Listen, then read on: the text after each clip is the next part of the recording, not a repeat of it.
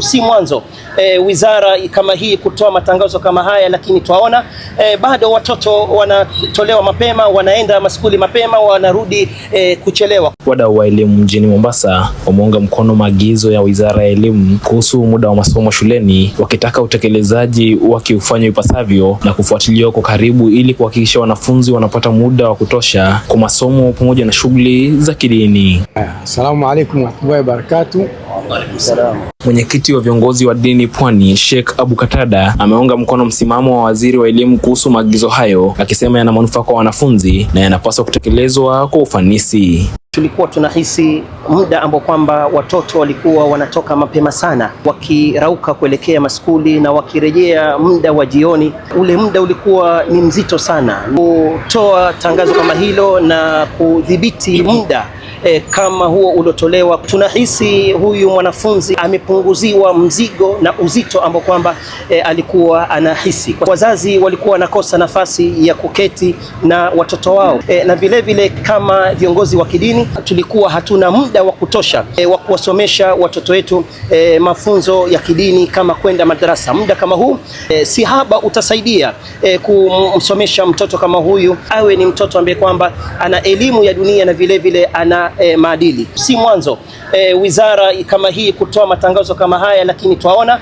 bado watoto wanatolewa mapema, wanaenda maskuli mapema, wanarudi kuchelewa. Kwa hivyo tunatoa wito kwa taifa letu, tukikusudia ofisi ya wizara baada ya kutoa matangazo kama hayo, waziri wetu, tunachotaka kama viongozi wa kidini sasa ni ufuatiliaji. Kwa upande wake, Jumadari Sombwana amepinga utaratibu wa kuamsha watoto mapema ya saa 10 asubuhi ili kujiandaa kwenda shuleni. Amesema watoto wa Waislamu wanapaswa kupata pia muda wa kutosha kuhudhuria madrasa, akisisitiza umuhimu wa ratiba inayowapa wanafunzi nafasi ya kusoma masomo ya kawaida na ya dini. Sisi pia tulisoma na nakumbuka vizuri sana, tuna maprofesa wengi sana ambao kwamba walikuwa nyakati hizo uprofesa waliupata kulingana na wakati ule. Haya masaa 24 ambao kwamba Mwenyezi Mungu ameumba, hata kama mtu ayajue ni masaa 24 yamegawanywa jinsi gani.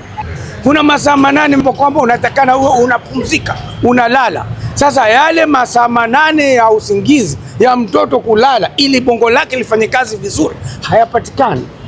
Mtoto utamwamshaje saa 10 alfajiri, aoge, avae, saa 12 kasrobo gari na mngojea, ikimpita ishampita. Mwanadamu ule mdogo maskini wampa ilmu au wamchokesha? Kwa hakika kila kitu kina mizani, vipimo. Glasi ya maji ushatia maji, ikishajaa kunwa, sio uendelee kujaza. Kwa hivyo huo kudanganyana kwa mtoto akienda tuition sana ndio kupita sana. Atasoma mpaka mambo yatapigana katika akili, atatatizika ndani ya bongo lake, kwa sababu kila anayekuja anampamp ilmu na bongo ni lile bado dogo. Elimu ambayo kwamba inasaidia zaidi ni elimu ya mkono, utendaji kazi wa mikono. Kwa hivyo ikiwa mtu unamjaza history, geography, manini yamemjaa mpaka anafanya wazimu, itasaidia nini? Mjumbe wa kamati tendaji ya kaunti ya Mombasa anayesimamia elimu, Daktari Mborali Kame, amesema wazazi hasa kaunti ya Mombasa wamekuwa wakilalamikia kwa muda uliopo hautoshi kuwawezesha watoto wao kuhudhuria madrasa. Amesema hoja za wazazi zinapaswa kuzingatiwa katika kuweka ratiba inayolinda maslahi, ustawi na maendeleo ya mwanafunzi. Tumelia sana swala la madrasa, watoto kwamba hawapewi nafasi. Wakati ndio huu sasa, tuwachukueni watoto tuwapeleke madrasa pia wakasoma. Ni oda ambayo kwamba imetoka.